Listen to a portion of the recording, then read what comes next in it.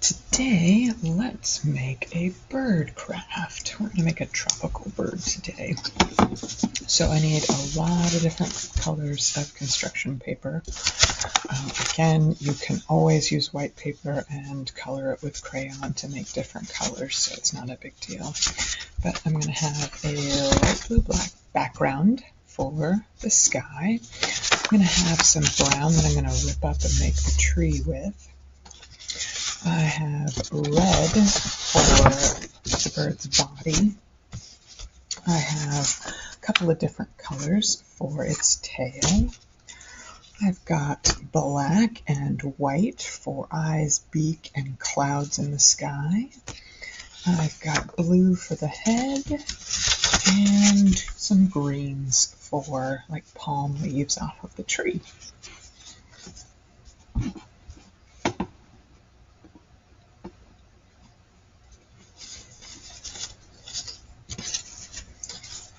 And green for palm leaves off of the tree. Then I have glue stick, scissors, something to trace with. Usually a pencil is better, but I use markers so that you all can see it. White so that I can draw on the black. And then a couple of items to trace around.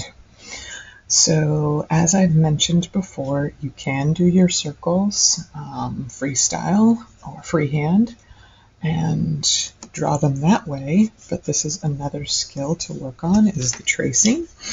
So I'm going to incorporate that as well. Let's start with the tree. So, since trees are kind of jagged, I just have a spare scrap piece of paper that's kind of been folded up, which is not a big deal. I'm just going to rip it because trees aren't necessarily straight lines. I'm going to rip a little bit off of this side too. This is great for practicing pinch, as well as that twisting motion of our hands. And going slowly, because if I ripped it all the way down, I probably would not get kind of this straight of a line. It might go all the way that way. Okay, and then we'll need a branch for our bird to sit on. So it's going to be a thin branch. Again, great practice for going slowly, having controlled movements, pinching and twisting. Pinch, twist, pinch, twist. So that'll probably be the branch that my bird sits on. So I am going to glue my tree down. Remember when doing glue to talk about the kind of shapes that you're gluing. I'm gluing long shapes, so I'm doing long strokes of glue. And I'm putting the glue where I need it.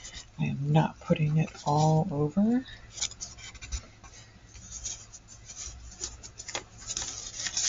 Or I can work on practicing holding a piece of paper and putting the glue on this way as well. Focusing on not pushing too hard. And then I can double check and see if I need a little bit more glue, and have your child do that. Say, does something look like it's popping up? Is there a spot where you think you might need more glue? To practice those problem solving skills and observation skills. So now let's work on the body. So I'm going to have a red bird. So what I need is a head that's red and two wings that are red. So I'm going to make this red circle 3 times of this size.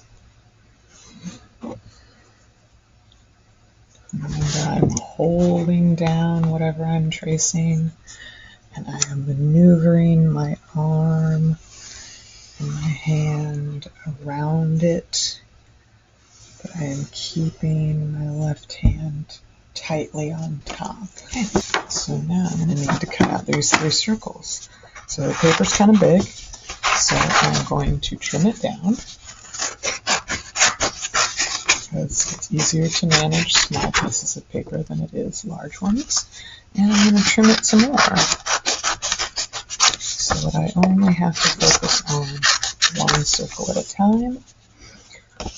I can start anywhere on the circle. It doesn't matter if I start here or start here, but if I'm right-handed, I'm going to go on the right side and I'm cutting counterclockwise around this way. If I'm left-handed, I'm doing the opposite. I'm starting on the left side and I'm cutting in this direction, which is called clockwise, because this is how the hand of a clock moves, in this direction. Okay. So we're going to focus on keeping our cutting hand in the same spot and just squeezing. So my left hand is doing all of the turning movements. So you can see how my right hand has not moved other than to squeeze down. I'm keeping my hand purposely on the desk to show you that its job is to not move, but to just squeeze. Okay, I'm going to do the other 2. Repetition is important, so remember, we're not closing our scissors, because watch what happens when I cut, then turn the paper, cut, then turn the paper. I get those points. And circles don't have points, which is why we leave our scissors open and squeeze a little bit and turn as we are squeezing. Not chomp, turn, chomp, turn. It's at the same time, which is tricky. So for his face, I'm going to freehand the circle because I need it just a little bit smaller than the red. The red is about this big.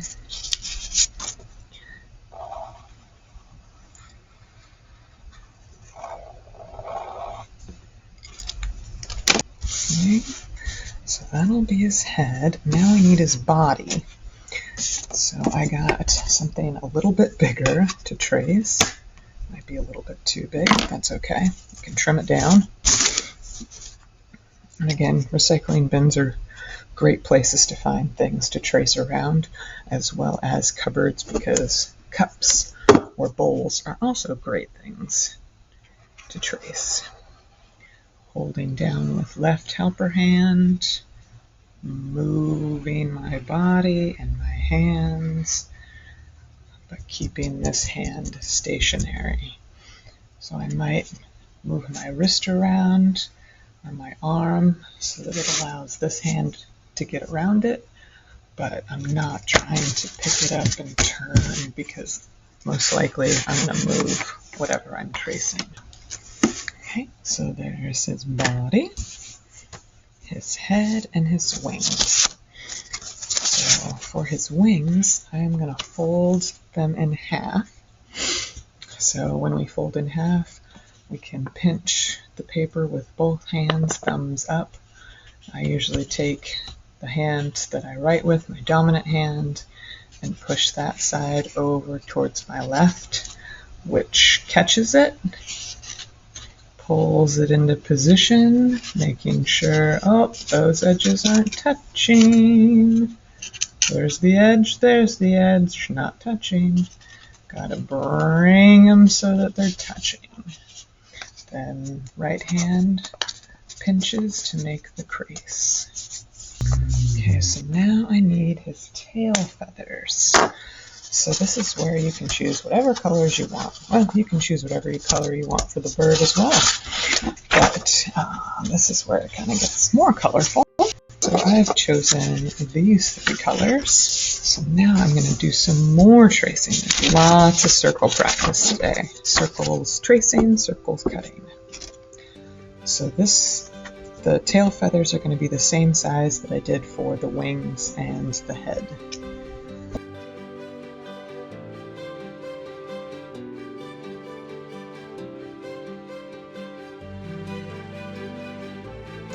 Okay, so now that I have the tail feathers, I'm going to fold them just like I did the wings.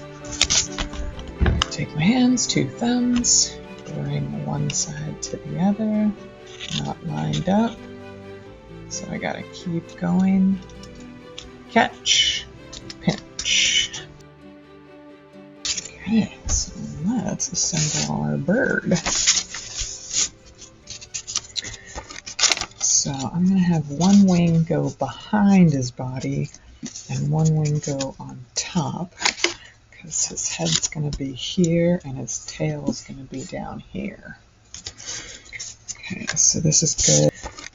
So I'm going to have one wing go behind his body and one wing go on top, because his head's going to be here and his tail's going to be down here. Okay, so this is good to practice language. So things like under. So we're putting this wing under his body. And again, practicing making circles by tracing or outlining and putting some in the middle. And then I'm also going to kind of scoot his tail feathers under his body so they stick out like that. What you can do is have your child put all the little tacos together and then practice this shift motion of turning them out, because that's another skill. Pull, pull, pull, like you would a deck of cards. And this is kind of tricky, so you might need to help them, seeing if they can stabilize all those items and keep them in place, while their other hand puts some glue there. Okay, so now let's make a beak and eyes. So the beak's going to be pretty simple.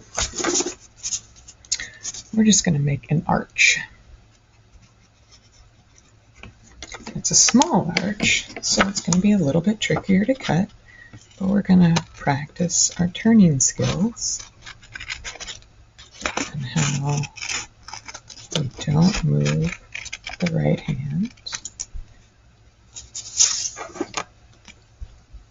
And there's his beak. And now we need to make an eye. Again,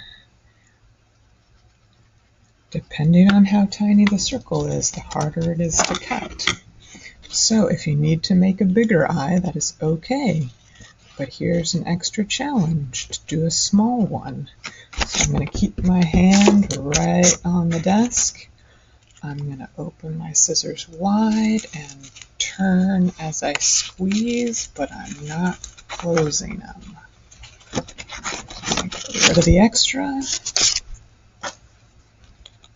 And I'm going to turn while squeezing.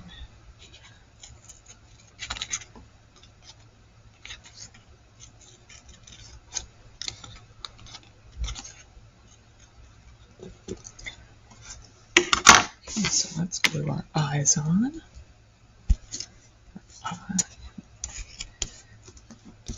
This eye and beak on. Okay, so we have our beautiful little bird sitting in the tree. So let's make a couple of palm leaves.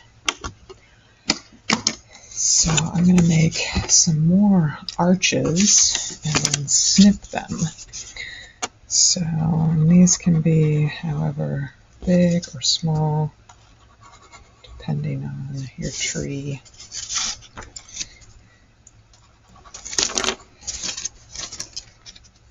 Okay, so I have some arches, and what I'm going to do is just snip to give them a little bit of definition. And this can be a tricky skill because you can't go all the way through, so it's knowing when to stop.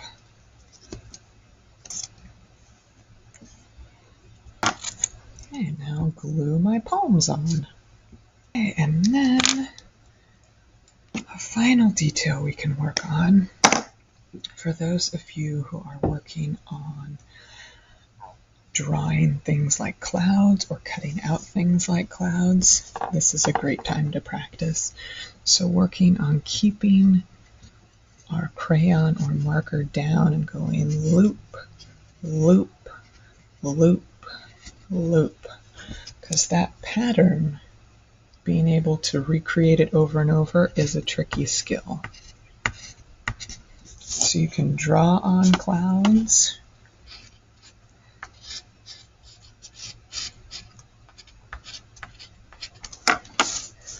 It's okay that they're kind of faint, or you can practice cutting them out. So first you would draw one. I'm going to do a big one so that it's a little bit easier.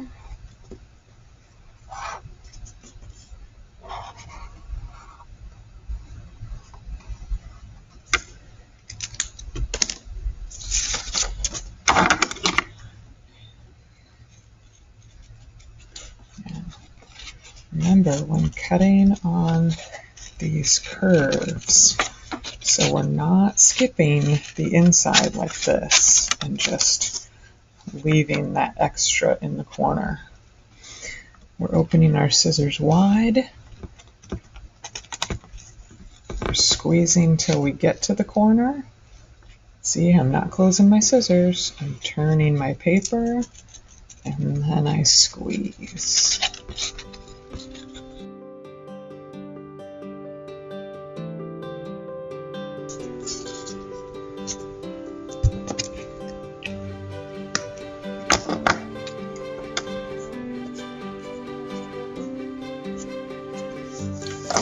And there we have a beautiful little bird.